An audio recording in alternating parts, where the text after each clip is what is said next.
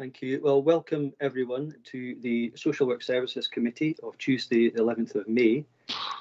This meeting is being held online and it is being live streamed and recorded and therefore available to the public for viewing purposes. I would ask that if we follow a kind of decorum where if members are wanting to speak, if they write speak in the chat function, then we can invite people in for their questions. And if you're not speaking or involved in the debate, if you could turn off your cameras and your mics just to save on bandwidth and just to help the meeting run a little bit smoother. I think as chair, I'm also obliged to sort of authorise or the fact that we can participate online, and if there is a vote, then votes are acceptable online as well in terms of getting business done. Just before we start, I'm going to sort of juggle the agenda around slightly. I'm going to bring forward item 8, which is to do with the IJB draft strategic plan commissioning. And that's because Vicky Freeman, who's here with us today, has a very urgent appointment at a national level. And so rather than lose her towards the end of the meeting, we're just going to take that at the start. So just to let you know. So with that, we'll go on to the official bits, which is effectively a note of the sederun and apologies. Please, Tracy. Morning Chair, morning members. We've currently got 17 members present. I have one apology from Councillor Charteris, and not present at the start of the meeting is Councillor McClelland, Councillor Sloan and Councillor Wood. Thank you, Chair.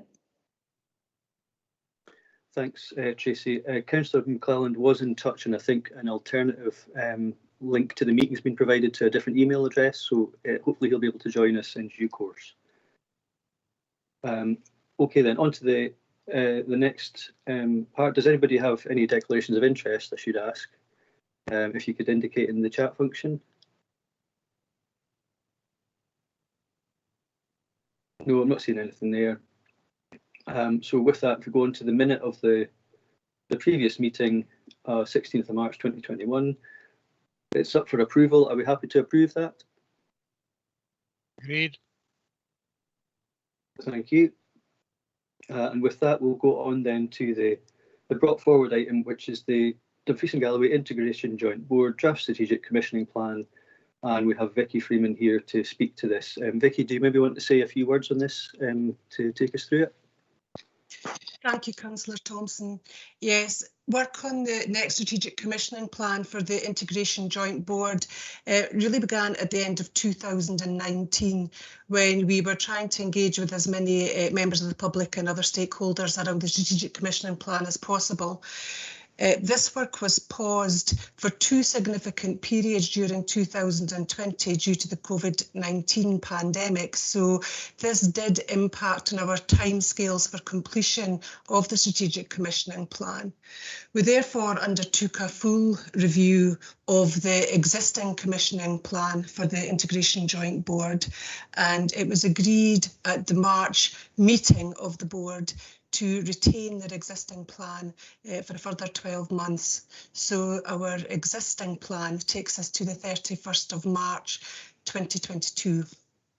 This will of course give us this year to pick our work back up with our public engagement to develop a strategic commissioning plan for the Integration Joint Board. And we have done that. We ended the initial period of engagement towards the end of January, beginning of February time. And since that time, we have used the comments and feedback gained to shape a first draft of a commissioning plan. We had around 600 comments fed back to us, and we went through each of those comments and considered how they impacted on the draft document, and we have recorded the action that we took in relation to each of the comments. Some of those people and groups that provided those comments have indicated to us that they would like to stay connected to this work through the development of the document, and we are doing that. We have also developed an initial report of engagement to provide people with an overview of the themes of the comments, the comments that we received, etc. So we developed that report and we sent it out to those people who have indicated to us that they want to stay engaged throughout this process. As I said earlier, a first draft of the plan has been developed in response to those comments, and this plan is due to go out for a formal period of consultation next week. That period of consultation will be for a minimum of 12 weeks, as is normal good practice with consultation for a document of this nature, and that would take us into the middle of August 2021 for that period of consultation. So this is very much, as I say, as a first draft document.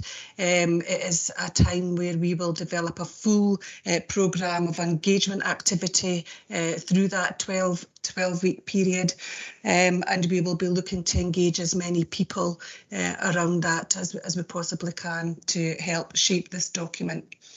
We are also working with various groups and individuals in Dumfries and Galloway to develop easy read documents for people as well, as we did with the initial engagement document. We had very positive feedback from people on the easy read versions of that document, so we'll be taking that work forward too. So we would look to work between August and November to on all of the feedback that we hope to gain through that formal period of engagement, and take that work to a final draft document for December time. And we would then look to take it through various boards and committees between the beginning of next year and March, with a view to publication of the completed Strategic Commissioning Plan for the Integration Joint Board on the 1st of April 2022. Thank you, Councillor Thompson. I'm happy to take any questions around any of that. Thanks, Vicky. And obviously that timetable's there on Appendix 1 on page 125 of our papers. I mean, that sets out fairly clearly what the process is now in the timetable. Are there any questions from members about that, or are we happy to note that and let that process go ahead?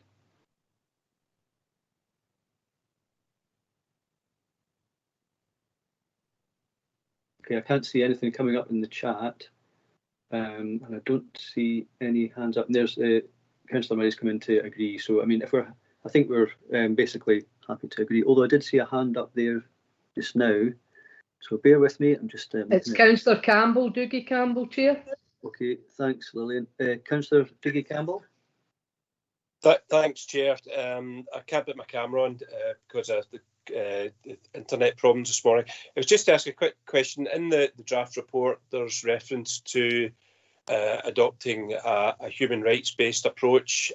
Just for more information, do we seek guidance on that human rights approach? Does that come from the Equality and Human Rights Commission? Just for more interest, what sort of route is there in terms of ensuring that the human rights approach is solid? Thanks. Thank you. This is something that we are exploring just now. There is a subgroup of the Integration Joint Board that's looking to take this work forward.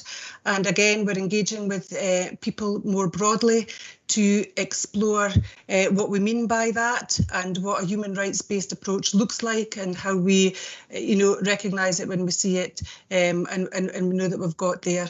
So I think at the moment that is something that we are still looking at and exploring and working our way through, as I say, with other stakeholders more broadly. Does that answer your question, Councillor Dougie Campbell? Partially, I think. It was just to see if the link to this human rights-based approach was in line with any sort of specific guidance.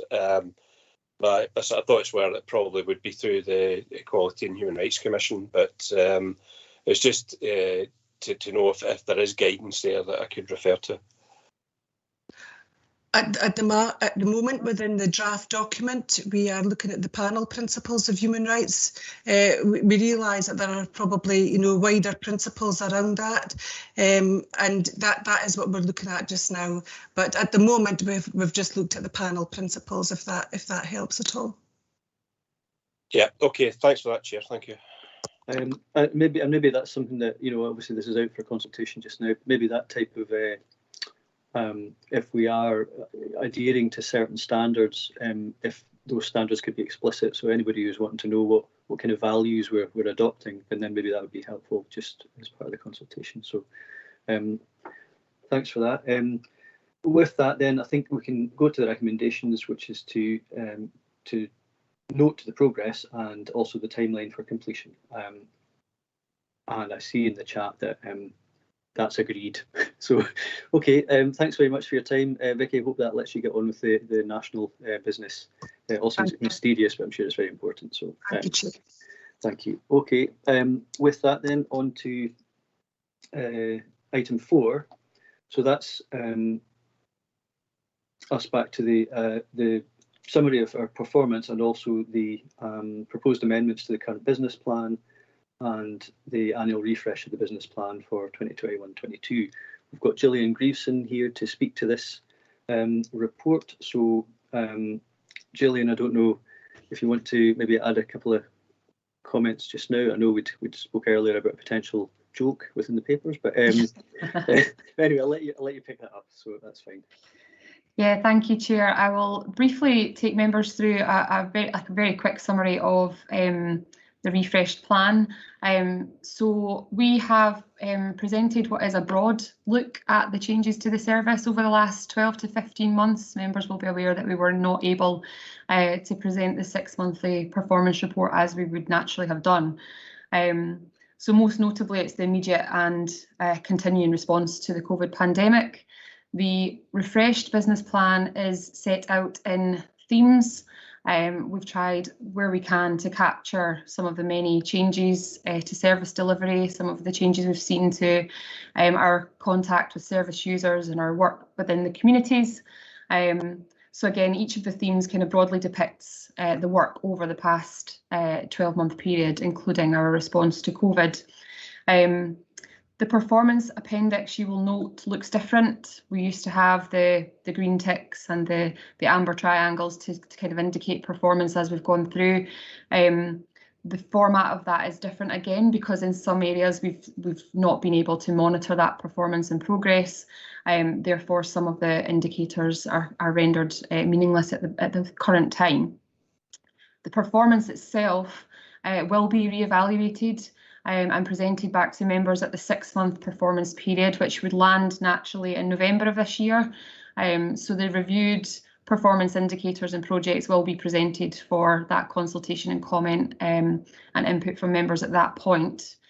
One thing to note is that we have presented a paper which suggests that there's the removal of some projects, and I think it's just important to explain to members and reassure members that although we're suggesting the removal of those projects, there will be narrative to support that at the 6-month period.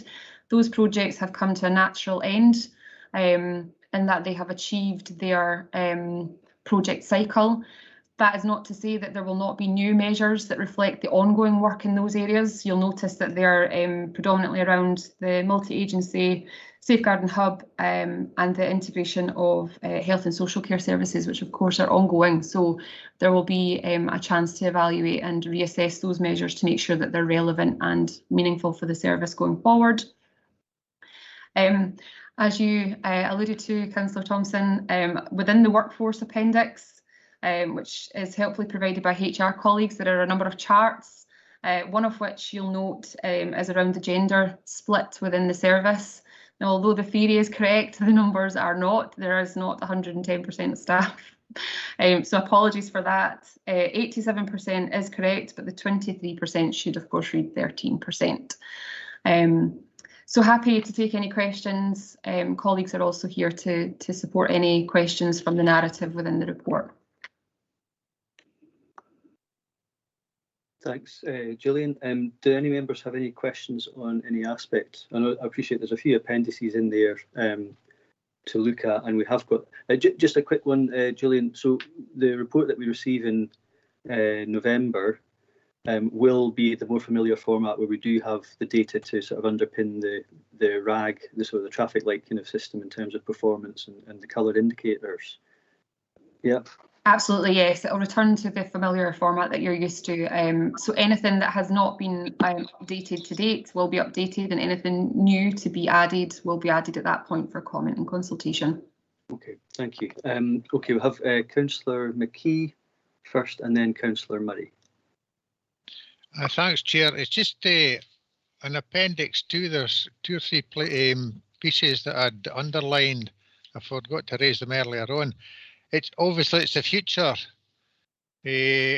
after COVID.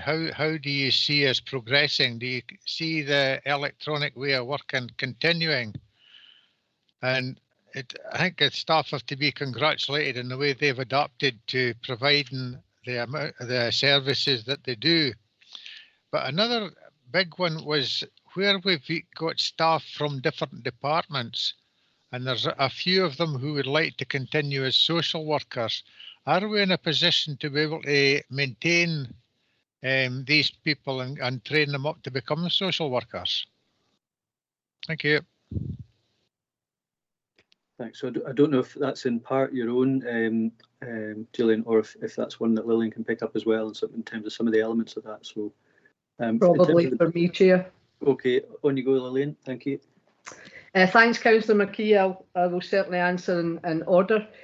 We are looking to continue to use a blended approach and the use of the electronic devices to stay in touch with some of our service users has been really effective. So we will be looking at certainly adopting some of the real positives that have come out of COVID around that connectivity and access via electronic devices. We were very successful in our application, our bid to Connect Scotland, and we certainly secured a lot of devices that have benefited our children, families, elderly folks, care homes, etc. So we'll certainly continue with that way of working in a blended approach. Your second part of the question around the departmental staff that came over and worked with us, many now have returned to their departments within the local authority. We do open up our Grow Your Own scheme to all members of the council, and we would hope that the experience that folks have had working with us during this very difficult time will make them think as they move forward whether they'd like to continually work with social work services. We do have an ongoing challenge in terms of recruitment and retention, particularly of our qualified social workers. But there's certainly opportunities within what we would class to be the paraprofessional roles, and that's social work assistants, care coordinators, etc. So we would hope that we could open up some opportunities, because your assertion of the involvement of some staff has been fantastic in terms of support to social work, and I think they've found a different way of working to be to their benefit as well. So it's certainly a win-win for both of us. What I would say, and Councillor Thompson, if you're happy for me to take this at this point, on page 28, members will note that we talked about some additional resource required to move forward with some of our services. I have been talking to the SLT and to the interim chief executive around some of the challenges that social work is facing significantly over the next year to 18 months.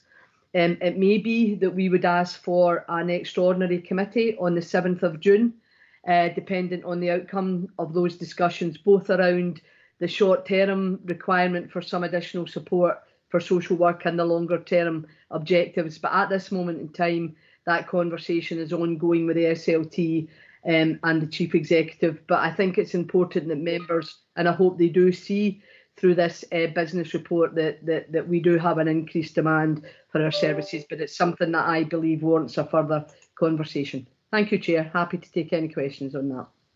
Thanks, Chair. Thanks, Lillian. And yeah, I would, I suppose, direct members towards page 28, as Lillian's pointed out there, particularly the likes of the single access point, where, I mean, there's a number of things on there that demonstrate how we've transformed the way we're working over recent times, and also in response to the pandemic, but also what that looks like going forward and what we're going to need to actually address the sort of ongoing challenges. So so as we're looking at an additional meeting, that's something to consider. I've got a few other people up to ask questions now. So firstly, Councillor Murray. Thank you, Chair. I suppose my question is actually about one of the pressures. You say on page 24 on public protection, you mention issues around domestic violence and so on, but you also say that the demand in relation to high risk offenders under the MAPA arrangements has increased to an unprecedented level. And I wondered if you could say a little bit more about, what the pressures actually are in that regard and where they've arisen from. Thanks. Happy to do so, Chair, if you wish me to come in. Yes, please do. Thank you, Chair. Thank you, Councillor Murray. I think obviously I don't generally share some of the challenges around MAPA, our response to dealing with the very highest risk offenders. We generally would have around 1 or 2 what we would class as MAPA 3s, which is the very highest risk offenders under public protection. We currently are managing 8, which is unprecedented. Members will be aware I've been in the justice world for quite a long time in social work, and then the Chief Social Work Officer. I have never known that level before. And some comparison, if I just give you a comparison, Glasgow and Edinburgh are currently dealing with 3 MAPA 3s, in Dumfries and Galloway we currently have 8. Now, whilst some of those offenders are currently still in the custodial setting of their sentence, they are at the point now where they will be returning to Dumfries and Galloway. So the planning for those offenders coming back into the region takes as much organisation and commitment from staff as it does when they're actually then in the community. So it's a huge drain of resources.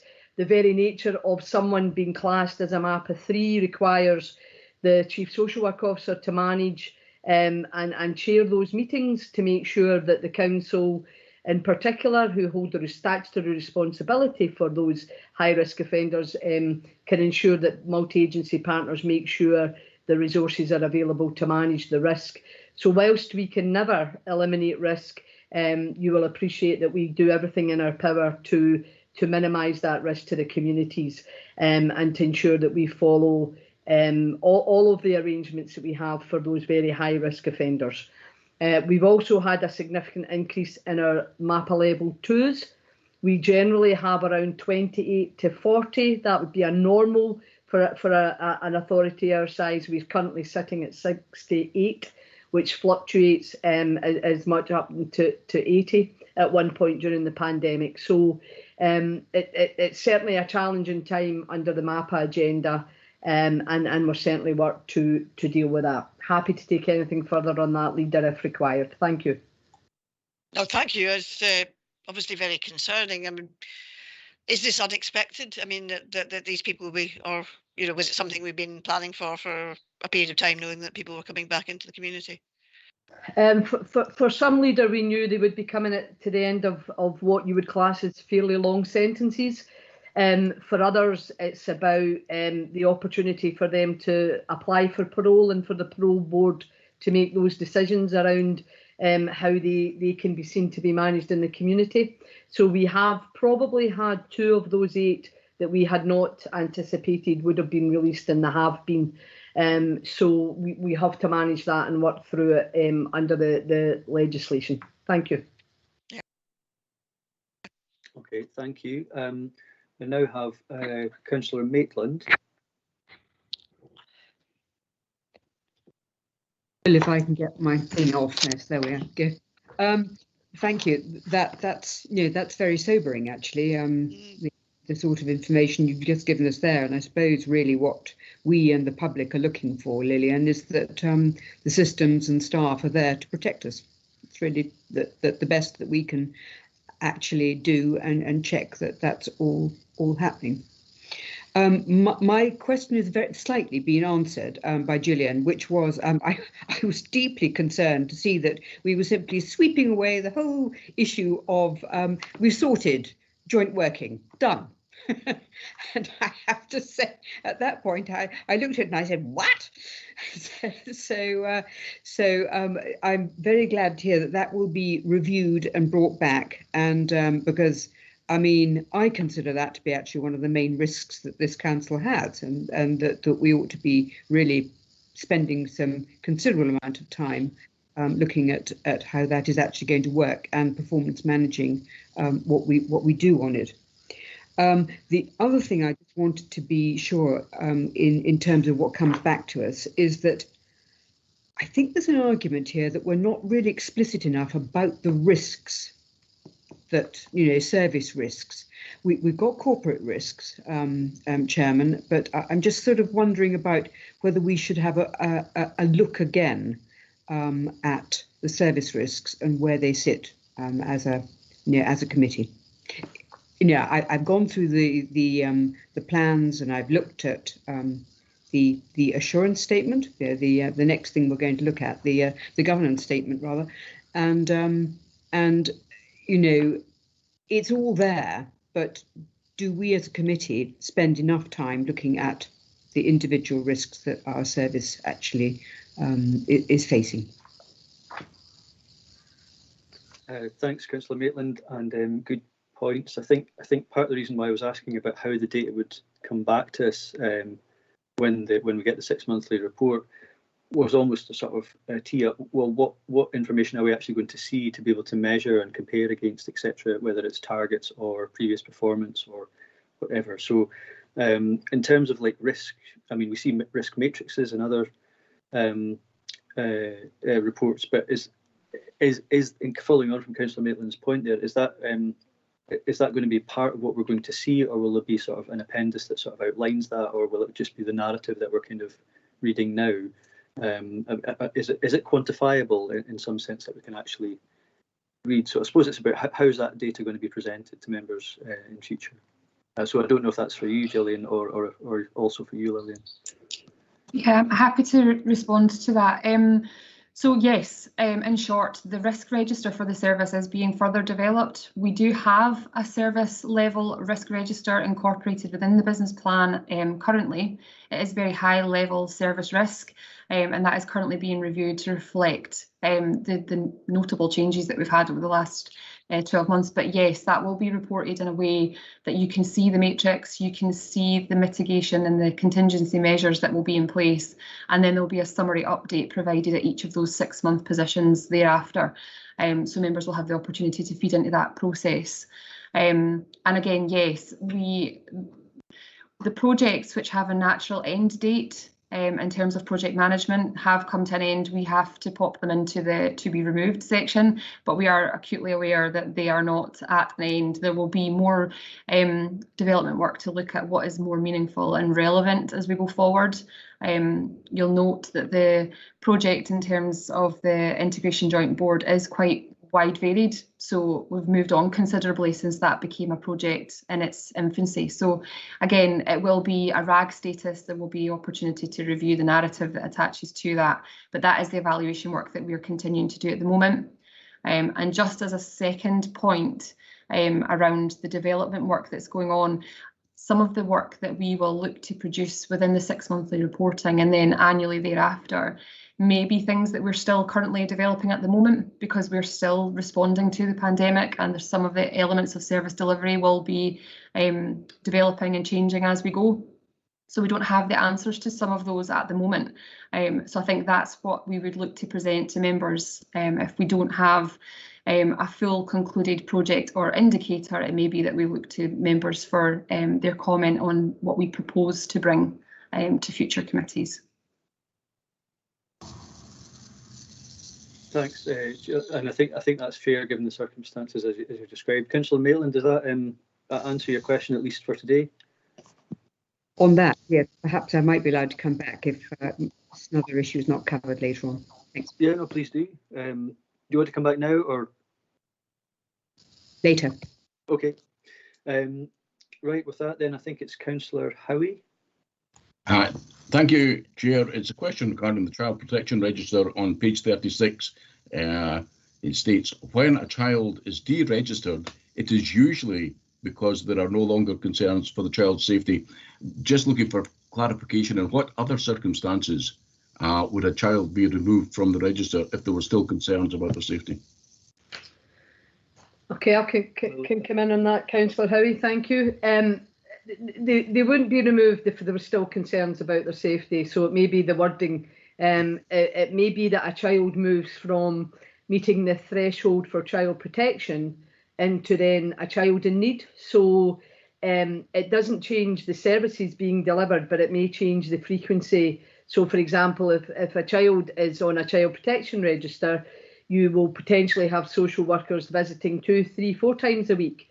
If we then do some work to mitigate some of that risk, it may go down to the child and their family are only visited once a week under the child in need legislation. So it varies, but they certainly wouldn't be removed from the register if there was still issues around the protection agenda. Thank you.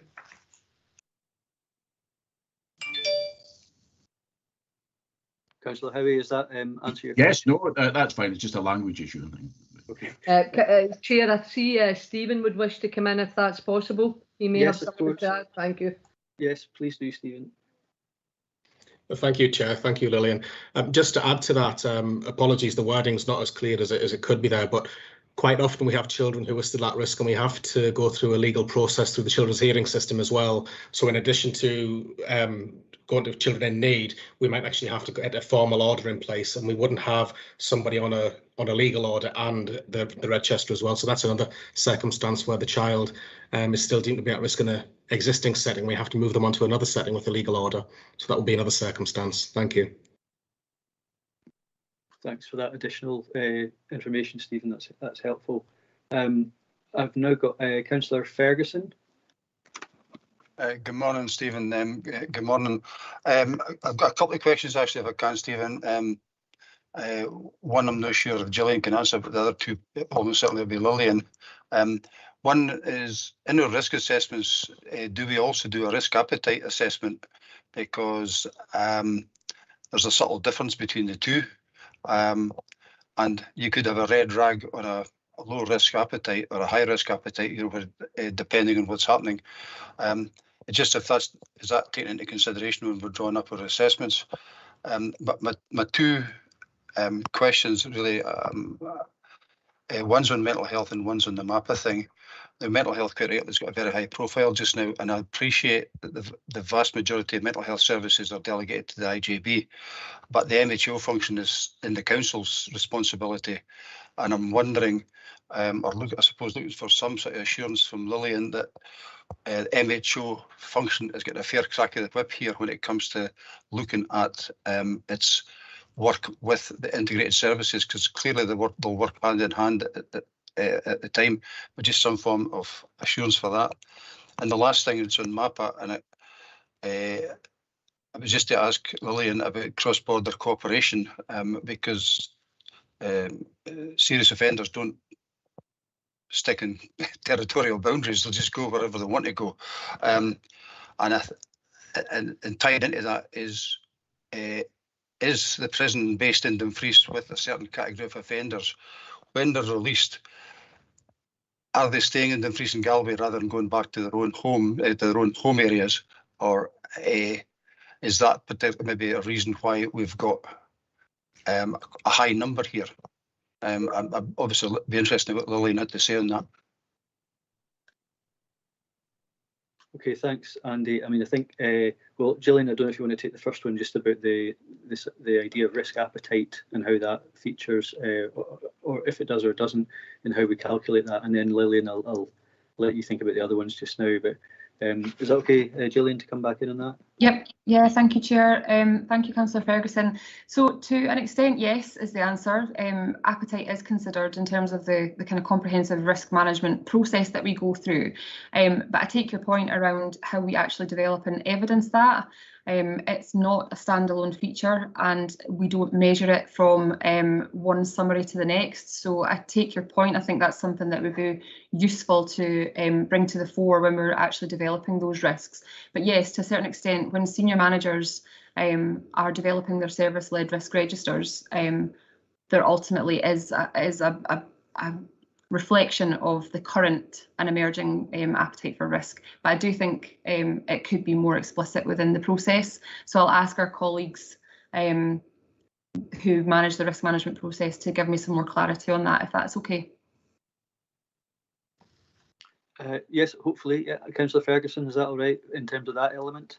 That's absolutely perfect. Thanks, Gillian. Yeah, and I've actually got Heather Collington offering to come in on the mental health officer question. So I don't know if Lillian, you've got something to say, or I'll just leave that to Heather in the first instance. No, I'm happy for Heather to come in, and then I can add anything if Heather doesn't cover it, which I'm sure she will. Heather. Thanks, Chair. Just supposed to note that absolutely in terms of the mental health officer service, we've always felt that it needs to be front and centre of the overall offer for mental health, and we work really closely with our colleagues in the partnership. I think we've made a really key development over the last year or so, and that's been related to some of the hospital discharges, and quite often in terms of discharge or indeed delayed discharge, the issue may well be that somebody's level of capacity may have changed, and that may be that we need some legal authority in order to move them, and that can take quite a lot of time. So we've actually negotiated that actually we're involving our MHO colleagues much earlier. They're being notified much earlier in the process, so they can begin that conversation around whether or not there may be a need for legal intervention. And I suppose our underpinning point, which goes back probably to the question around human rights, which Councillor Campbell raised earlier on, you know, that's our starting point, is the protection of people's rights. And in order to do that, we often have to resort to what's available from a legal perspective, certainly to ensure that any discharge is safe and is appropriate, but within that context, really. So I think we've made some really strong moves over the last 12 months in terms of that particular issue. And I think there's a much greater awareness of the value of the MHO service in terms of having those conversations really early on in that journey, so that we can begin the work we need to, if that's going to be required, and we can absolutely assure for the family and for the person and for ourselves that we're taking account of the rights that need to be protected, and we're doing it in a safe and appropriate way. So I'm hoping that will help. Thank you, Chair. If I could just add a bit to that answer, if that's acceptable. Yeah, of course. Just to say, Councillor Ferguson, I think one of the issues is obviously we hold the responsibility for the for the statutory service for mental health, because there's a conflict of interest where it to be delegated to the Health and Social Care Partnership. There is a national shortage of mental health officers, and it's something that's been looked at the highest level. We have seen a significant demand, quite rightly, as Heather has just articulated, around the work that we're doing and the demand for that independence of the mental health officer input when decisions are made about particularly service users having to be detained as a consequence of a breakdown in their mental health. So we have unfortunately had a huge increased demand for our statutory mental health service, and it is another aspect that we, as we move forward, will have to consider as a service. But we're certainly engaging well with the partnership, as Heather hopefully has given you assurance. So on that one, hopefully that answers your question. Thanks, Lily. Thanks, Heather. Andy, does that help with your with those two questions? Well, yes, it's actually very heartening, because we council clearly have an input into the next strategic plan. That's what we just heard in the previous item. So we need to be absolutely sure and support Lillian to make sure that the full extent of the requirements in terms of resources and everything else are actually made available, and that would come via, I would suggest, the IJB coming back. So I'm really happy to hear what Heather had to say about it, and then Lillian's extra comments. Just a MAPA thing now, and I'll be happy to answer those. So if I could start off just by advising that currently HMP Dumfries is what would be classed as an eclectic prison. It takes remand prisoners, it takes longer term prisoners. It does have a high element of what would be classed as registered sex offenders who have abstained from being part of the programme work. So normally HMP Glenoco would be the prison where sex offenders would be housed. However, if they are what is classed as a denier, they may in some occasions be transferred to HMP Dumfries. That does not in any way influence where someone is managed when they are at the end of their sentence. So the MAPA process is very clear. The host authority for your responsibility is the authority that you were residing in at the point of sentence.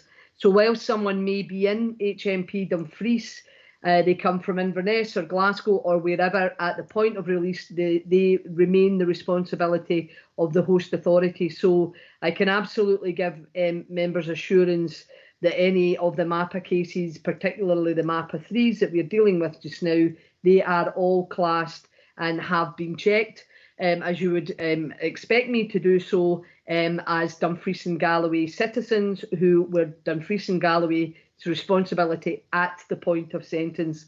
So consequently, they're our responsibility at the point of release. In terms of the cross-border cooperation, you're absolutely correct. This is a very challenging area for all local authorities in Scotland. The MAPA does make it, the MAPA legislation is UK-wide legislation, so that does hold the same responsibility that we would have in Scotland. So if there's a MAPA case comes into our area, then it would only be on the permission of ourselves, and what we would generally do is supervise that order on behalf of the host authority in England.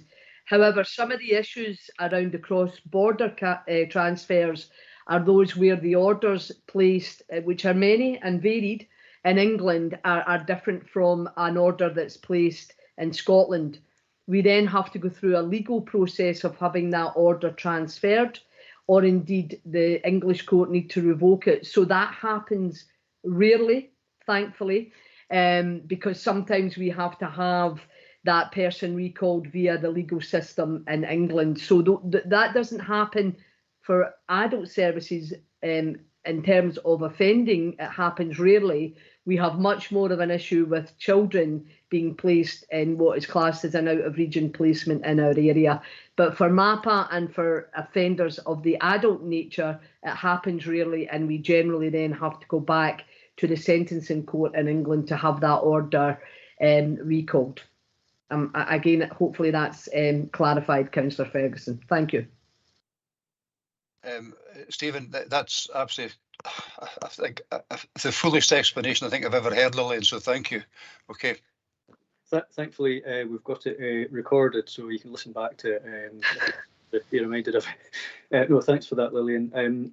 Just before I invite Councillor Maitland back in, if she still needs to ask a question, just on the mental health officers, obviously we have a Grow Your Own programme. I think it's on page 29 where it indicates there's, now it was just to double check, is there 3 spaces or 3 actually undergoing that just now? Because obviously that's really sort of will bolster our resource in that regard. So it was just to get clarity on that. Yeah. It's 3 undergoing it just now, and they're at different stages. I think we generally have 1 a year that concludes the requirement to become a mental health officer. We obviously would like to have more ongoing in terms of Grow Your Own, but we have 3 that are in the process of undertaking that course, and they're at various stages of it. Thank you. Thanks for that. Councillor Maitland, did you want to come back in? Thank you very much, Chairman. Yes, it was really just about opportunities as we come out of COVID, and I suppose what I'm looking for is to make certain that we don't, as a social work committee, zoom off and do something that isn't corporate and entirely plugged into what everybody else is doing. The best value audit indicated that we weren't very good at workforce management. And I know that the opportunities that have been there and come through, and people have seen the chances they've got to change maybe direction and professionally and do all the things that other members have been talking about. are we absolutely doing that from a corporate point of view? That's the first question. And equally, how sure are we that we will capture the opportunities to reduce the car travel that we've been doing in the past? Because I'm a little bit worried that it's going to be very easy just to slip back without particular targets and a bit of work done to say, yes, the reduction in travel and the green agenda, we can continue. It is possible to continue without increasing the mileage that we've done. So it's two things really about coming out of the COVID, but to not slide back without having targets to monitor what we do. Thanks, Councillor Maitland. I mean, so I had made a little note just that there's some elements where we would be in danger of maybe making a virtue out of necessity because of the COVID situation, but it's maybe better to make an opportunity out of necessity in a sense. So just in terms of the travel element and all the things that we would be gained in terms of transformation as a service, are these things that we can actually keep and embed? And as Councillor Maitland touches on there, that we don't slide back to maybe things that don't necessarily keep to all our priorities. And then there's the element about the corporate sort of staff management and opportunities there. So I don't know if Lillian, you want to pick up on that, or I'm not really sure where to allocate that. And forgive me, Gillian, if part of that belongs to you. Happy for Gillian to come in if I miss anything. If I could take the second point first, Councillor Maitland. I think we as a service were always committed to agile, flexible working. It was something that we had already started to develop. It was fortunate for a lot of our social workers; they already had the equipment, the kit that allowed them to be in that position to work flexibly. And as I've already said, we managed to secure quite a lot of additional devices from Connect Scotland. So all of those have shown their worth for both staff and for our families and for our service users and that we've worked with throughout this pandemic.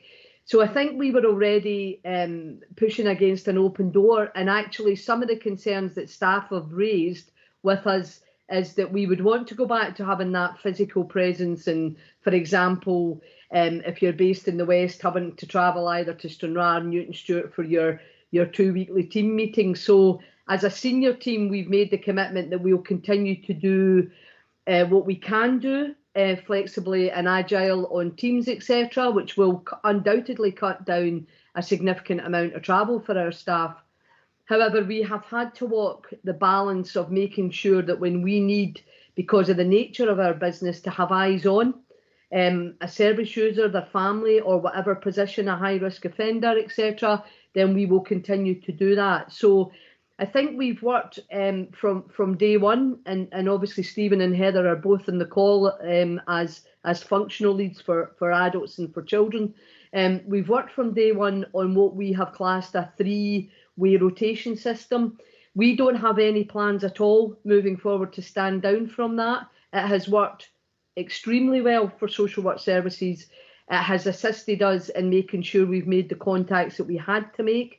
It has assisted us actually for staff getting a better balance, because they have had to work exceptionally long hours and reduced capacity around the teams just given the demand. So that element has undoubtedly got us to a point where we've managed to, this date, meet the demand for the service. However, moving forward, we know that we've got a steady increase in our demand, and we're going to have to keep using all the resources that we have available to us to the most effect to continue to meet that. So the short answer is we don't plan to stop being in a position where our workers travel much less whenever it is possible, bearing in mind that there will be some occasions we have to. So another example would be that the Inspector for Prisons has recently talked about, video conferencing happening from a prison cell to a court. And that will also mean that we can now undertake criminal justice social work reports through the use of technology. So all of these things have been on our radar. in a way, COVID has accelerated the opportunity to use it, and we want to take that learning and move forward. And Stephen and Heather may wish to come in on that one. The first point of your question, Councillor Maitland, around the workforce development and management is a bit more challenging for us. As I've said, I'm hoping that we can open up opportunities for folks that have had the chance to work with social work and may see that as a new career pathway.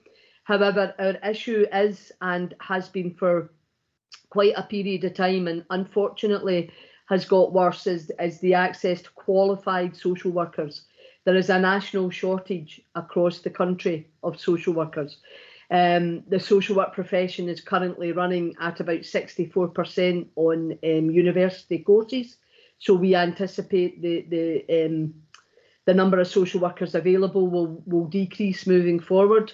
There has been a lot of social workers have chosen this time to leave the profession, which is in a way understandable and in another way very regrettable for us as a profession. So we do have a real issue moving forward. We've lost quite a lot of our very experienced social workers to other authorities to promoted posts. And that's a double-edged sword, because it shows that what we're trying to do in Dumfries and Galloway is being recognised nationally, where people are encouraging our staff to apply for jobs, to move to promoted posts, to move to far better terms and conditions, and that's a fact. It's not me just saying that, that is a fact. And what we then find ourselves is we have to start again with that training, with the brand new social workers who do take much longer to get back up to speed, and we're committed to doing that.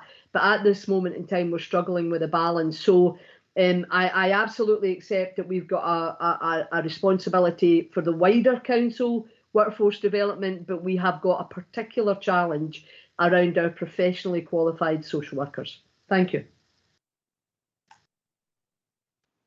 Thanks, Lillian. I don't know if Heather or Stephen wants to come in to add anything to that to support the answer to there.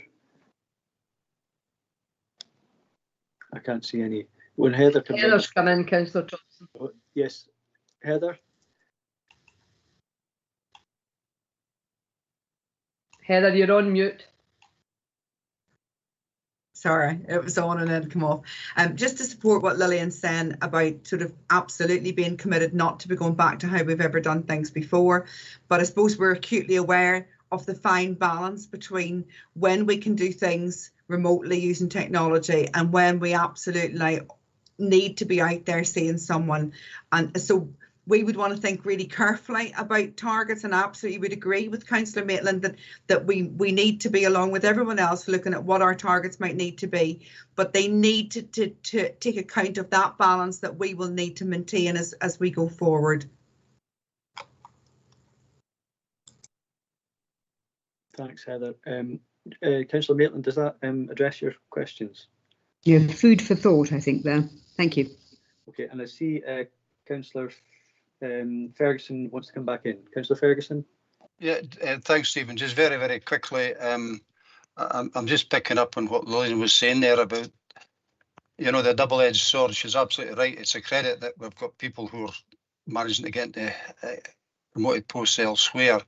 This is a bit like deja vu, and I think I've had this conversation with Lillian in the past. That predates her and even her predecessor, that goes back even further than that, when Ms Smith was the Chief Social Work Officer, is that when we had the same problem then, where, and Heather will remember this very well, the policy then was to retain what we had and then recruit what we needed to fill the vacancies.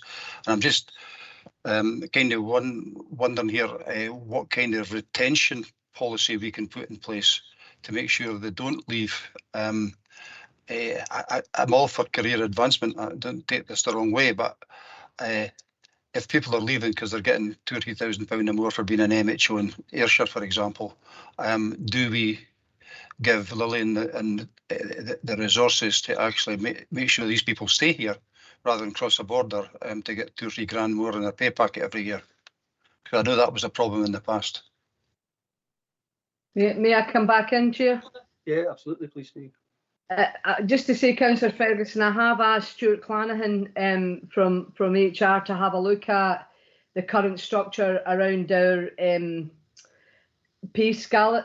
We are the second lowest payers nationally, so it is an issue for us. One that I think we need to get many more facts and information to come back to members with. So that work has already started, and I certainly would be planning to bring a report back to Social Work Committee with regards to that matter. Thank you. Thanks, Lillian. And I think we'll look forward to that, because understandably it has been an issue for some time, just getting some redress to the equity, if you like, I suppose. With that, then, there's no other questions or hands up that I can see. So if we turn to the recommendations, we've been asked to note the summary of performance as outlined and agree the proposed amendments, which we've discussed, and also to agree the social work services and annual refresh of the business plan as set out in the appendix. Are we happy to agree, members? Agreed. Thank you. And I see that in the chat as well there. Thank you. So that takes us on to, and thanks, Gillian, for your input today, and to Lillian, Heather, and Stephen. That takes us on to item 5, which is the duty of candour report, which we're required to have, but there's not much to report, Lillian. I don't know if you want to talk to that. Yeah, thank you, Chair. Just members, this is a statutory requirement that we submit an annual report on the use of the duty of candour legislation. We haven't had to invoke that at all this year.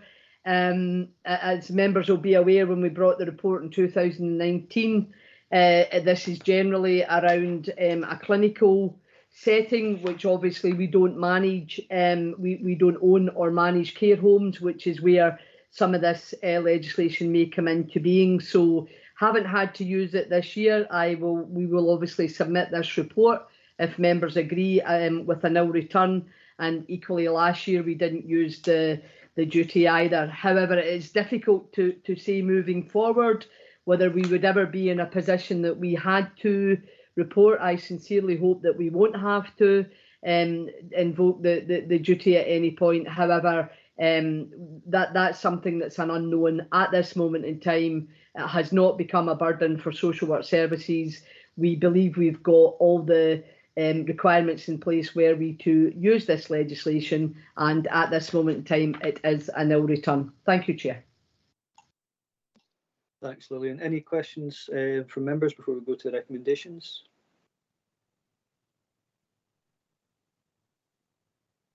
Okay, I'm just giving it a wee minute, but I can't see anything in the chat or hands up on the screen. So with that, can we note the outcome of the annual reporting requirements as Lillian's just outlined? Noted. Thank you. That takes us on to item 6, which is the annual governance statement for 2020-21. And obviously here we've been asked to comment on the statement. I think this is going to all the committees just now, so but the comment in the statement in relation to Social Work Services Committee, as per paragraph 314, if the directive is there, you've maybe had a chance to have a look over those, and then also to make recommendations if we feel that's appropriate. So do we have, is Vlad here to speak to this? No, I believe it's Nick Evans, Chair. Nick. Thank you. Nick, is there anything you'd like to add to this report before I open it to questions?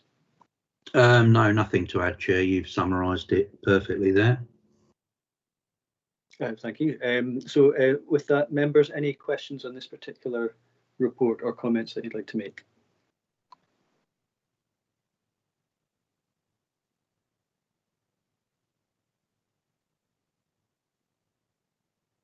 Well, I'm not seeing anything, so unless there's any late sort of entries, we can just go to the recommendations then and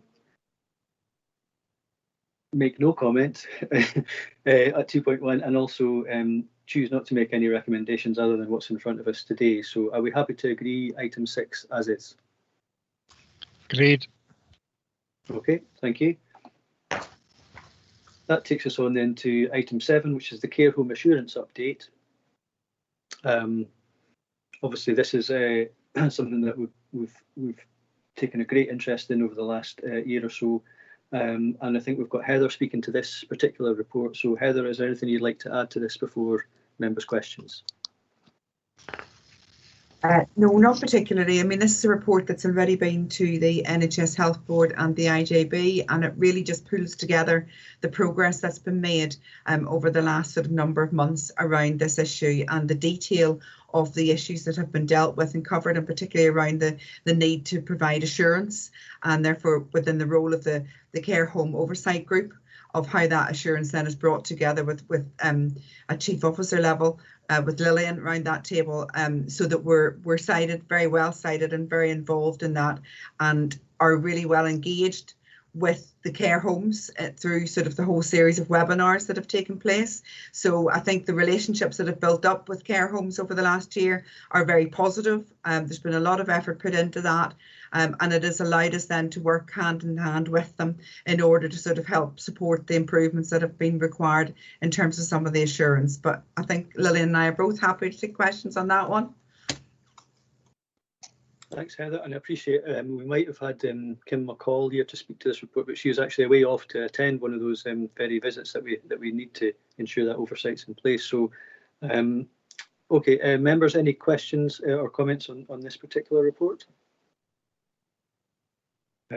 Councillor Ferguson. Fine, thanks, Chair. Lillian or Heather, I'm not too sure how we can. If we can address what I'm going to ask here. As I've sat in the other two boards who have actually seen this report, I would have thought in terms of giving due weight to this committee, it should have come to this committee first before it went to the IJB, because that would have given a balanced view at the IJB. Now I see Jane's got her name in to speak as well, and I'm not sure if it's the same subject, because I think, if I remember correctly, I did ask the question about, you know, has the view of the local authority side been taken into this, because it was a decision that was taken to move the responsibility, shall we say, or the way it was managed almost overnight, way back just over a year ago, and it went from being totally in the local authority's control to a mixed thing, and the chief medical nursing officer given a specific role. So I'm just, it's about timing, Stephen. Is that should we not be sending back to to whoever's writing the reports for the IGB and the NHS? And I appreciate that Heather and Lillian had an input into all that. Is that it should come here first before it actually goes to the IGB. So it should go to the NHS board. NHS committee that deals with it, and it should go to this committee, because that's where the governance or the performance of the teams who are delivering this service sits, and then go to the IGB, so that the views of this committee could have been heard when the IGB considered this matter. Could I answer that, Chair, if that's possible? Thank you. Yeah, no, I was just going to say that I take the point. Obviously, there's two partners under that are integrated, and that's NHS and ourselves. But yes, maybe you could sort of illuminate that for Councillor Ferguson, just in terms of how it works and why we do it this way. Thank you, Councillor Ferguson. You're absolutely correct that pre-COVID, the responsibilities for the oversight and monitoring of care homes sat both for the care inspectorate and ourselves in terms of social care reviews, etc. The letter came on the 19th of May. Following the communication from the Cabinet Secretary for Health on the 17th of May that we would be required to develop care home oversight groups, and the initial indication was that would be chaired by the Chief Operating Officer of the Health and Social Care Partnership, and as it progressed, it then changed to the Director of Nursing, with the Chief Social Work Officer requiring to attend the oversight groups, which were daily at the beginning, 7 days a week, and then they recently have been stood down to 5 days a week. So you're absolutely correct in terms of the governance arrangements. I absolutely will take this point back to the Health and Social Care Management team but the governance around how the reporting mechanism for this particular directive from the Scottish Government, the time scale was such that it went to the IGB before it came to Social Work Committee. So I think it's a point well made. We obviously have been involved in this assurance, and as Councillor Thompson said, Kim McCall is the manager that's leading on it for social work. So we absolutely are all over this. I do continue to attend the CHOG daily and extended on a Friday with the Care Inspectorate. So we are absolutely involved in it, but I will absolutely note that we need to try and get the timescale sorted out. It is a matter of scheduling of committees, IGBs and health boards. Thank you. Councillor Ferguson, does that address your question? Yes, once again, Lillian, a fantastic answer. It's exactly what I thought and what I think where we should need to go. As a committee, we should be saying that it should come here before it goes to the IGB, and that gives weight behind Lillian's argument that she takes to the Health and Social Care Partnership Leadership Group. Yeah, I mean, I'm happy to, if there's a way we can capture that, if that's the shared view of the committee, because I think it ultimately makes sense that as one of the partner agencies, we along with NHS as their entity, see this first before the IGB, and that would just follow more naturally. So if we can capture that somehow, if the committee's behind that. I do have Councillor Maitland requesting to speak. Thank you, Chairman.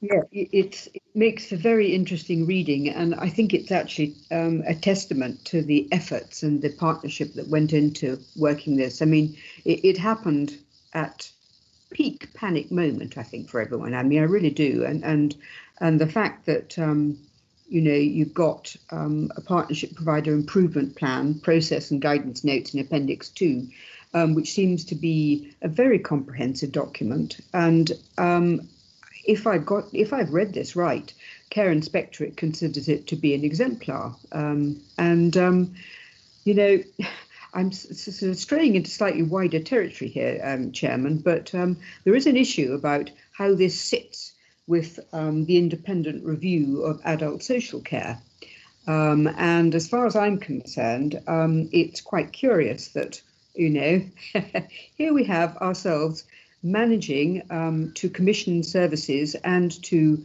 have oversight as instructed, without blood on the floor, from what I can see, with respect to people feeling uncomfortable and resistant to you know, us running our thumb fairly firmly over what they're doing. It's important to me that this is actually fed in to the whole response to the Feely report.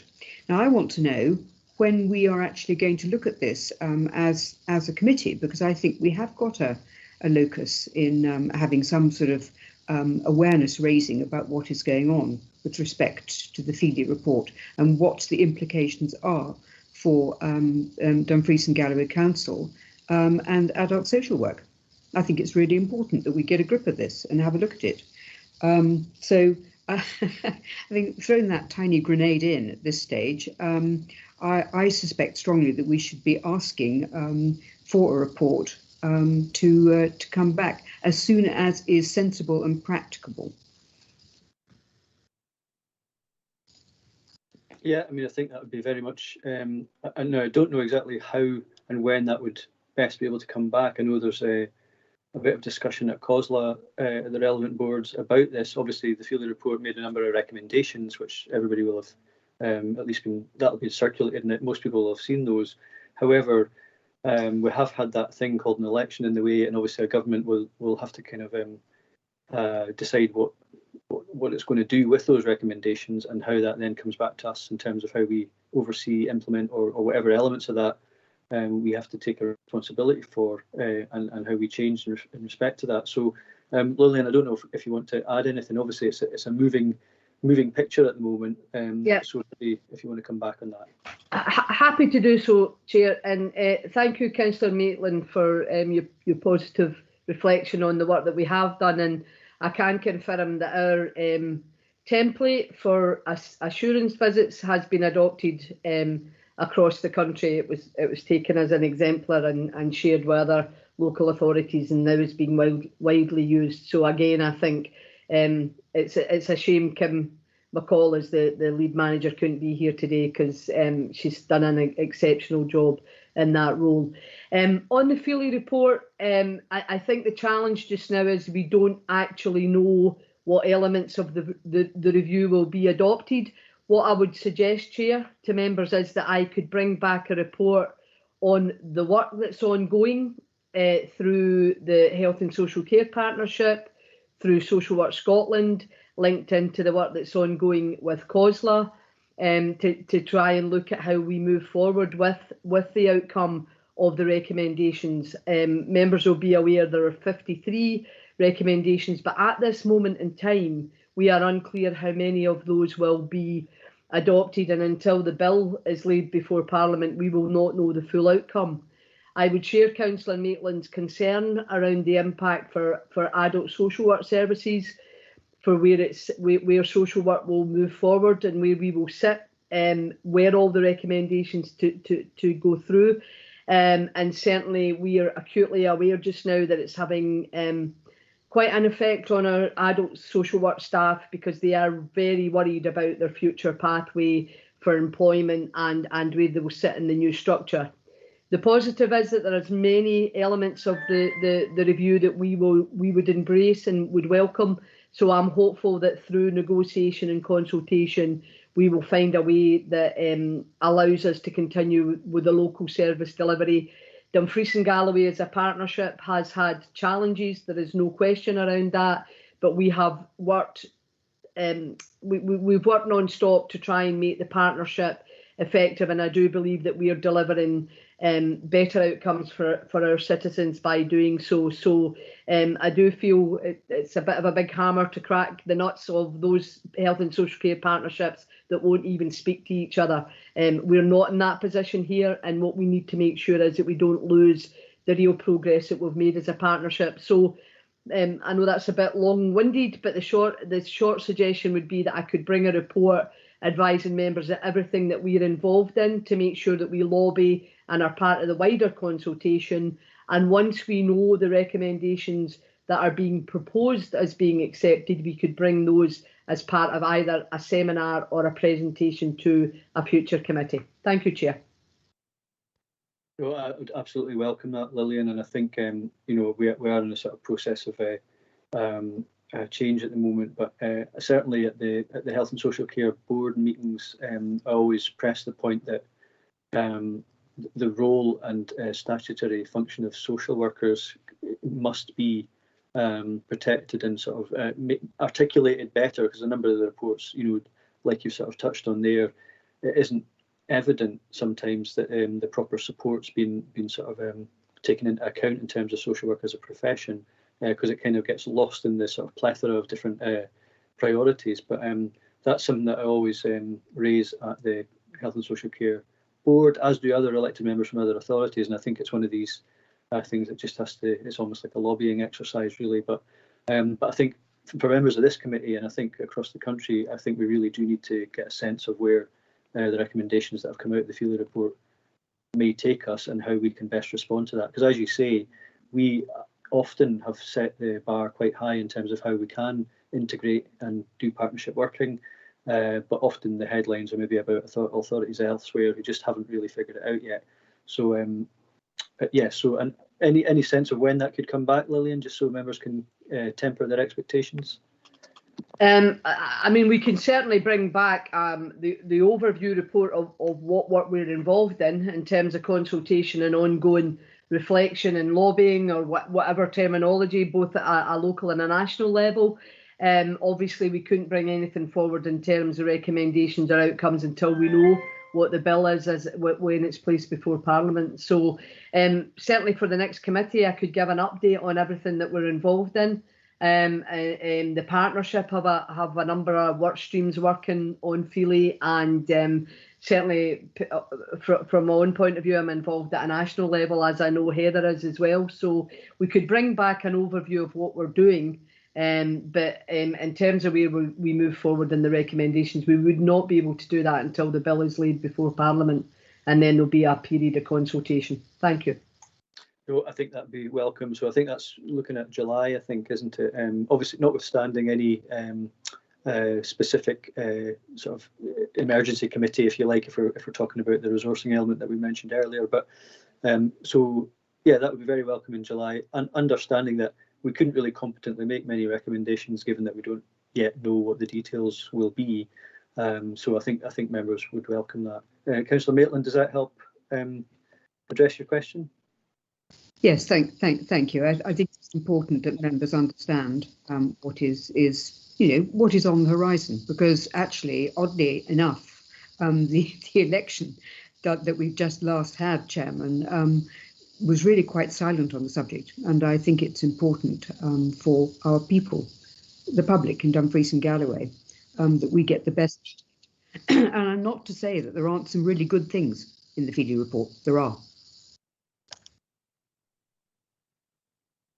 No, that's fine. I'm just sorry. I was just reading Councillor McGregor's comment. It's not so much a question about, but a comment about it being an essential grenade. So thanks for that, Councillor McGregor, and welcome back, Councillor McClelland. Just if we can then, I suppose, go to the recommendations and note 2.1, 2.2, 2.3, 2.4, 2.5. Are we happy to do that, members? Noted. Okay. Thank you. And are we including something about timing? Yes, sorry, I beg your pardon. I didn't know if that was to be recorded as a kind of action, or if we shall we just make a recommendation? And can I come in, Stephen? I would prefer to make it a recommendation, because that gives Lillian the support of this committee. So it's not Lillian's voice being heard; it's the whole committee, and Lillian's being heard at the partnership leadership team. Yeah, so I think a sort of simple and short form of words that makes up a recommendation to the effect that the assurance updates are provided to the partners before the IJB, basically. So we're asking for that. That's the view of this committee, is that we should see this before it goes to IJB than the other way around. I think Tracy might be able to assist with the form of words there, or Lillian, does that make sense to you? Does that give you the weight you need to sort of make that argument? Yeah, that gives me the assurance. Thank you, Chair. Okay, so that would be a 2.6 then, and words to that effect, if members are happy to do that.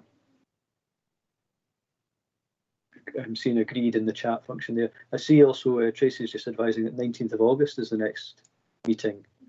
I hadn't appreciated it was that far away, but okay, thanks Tracy for that, and thanks members for agreeing that, and hopefully that'll give Lillian the support she needs to make sure we hear about these things first for the IGB. That takes us on then to, we've already had item 8 at the start, so basically it's item number 9, which is the minute of the meeting of the Public Protection Committee. I think that was the last one where Kate Thompson was there as independent chair. I know you chaired the last one, Lillian. I don't know if you want to add a comment on that, just in terms of where we are in recruiting a new chair. Yeah, thank you, Chair. And I would wish to acknowledge with Social Work Committee the significant support from Kate Thompson as the interim chair of the PPC. Members will be aware that Kate stepped in following the tragic death of Frida McShane, and she had agreed to help us for a 3-month period and stayed with us till the 31st of March. So I certainly, from the Chief Social Work Officer point of view, would like to acknowledge my thanks to Kate, and I'm sure members would as well. We have gone out to advert, and there will be an interview panel which will be made up of the 4 chief officers on the 10th of June. We did have a reasonable response, so I would be hopeful that we do have an independent chair available for PPC following that interview process on the 10th of June. I will carry the responsibility just now, as I have done since the 31st of March, and I'll carry that responsibility until there's a chair in place. So I will be the interim chair of the PPC until that period. Thank you, Chair. Thanks for that reassurance, Lillian. And also, yes, it'd be quite right for this committee to record its thanks to the services that Kate Thompson's provided in her role as the independent chair. So I think if we can record that, that would be very appropriate. Any comments on this, members? I see Councillor Inglis is needing to leave, so that's fair enough. We're basically at the end of the meeting anyway, so unless there's any other comments, are we happy to note the minute of the PPC meeting? Noted. Great, thank you. With that, I have no further business for today. So thank you for your input. It's been some good discussions and information shared. And thanks to all the officers who have attended and given their support.